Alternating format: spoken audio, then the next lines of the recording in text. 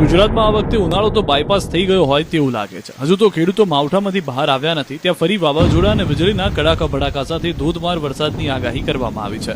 હવામાન વિભાગે પણ ખેડૂતોની ચિંતા વધારનારી આગાહી કરી છે.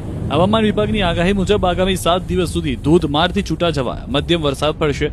20 મે થી 25 મે સુધી ભારે વરસાદની આગાહી કરી છે. ગાજવીજ સાથે વરસાદ તૂટી પડશે.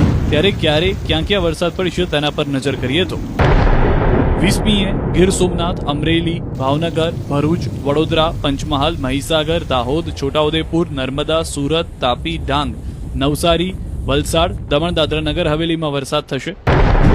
21મીએ વડોદરા, છોટાઉદેપુર, ભરૂચ, નર્મદા, સુરત, તાપી, નવસારી, ડાંગ, વલસાડ, દમણ, રાજકોટ, અમરેલી, ભાવનગર, ગીર સોમનાથ, આણંદ, સાબરકાંઠા, અરવલ્લી, મહીસાગર, પંચમહાલ, દાહોદમાં ખતરનાક વરસાદ પડી શકે. 21 से लेकर 25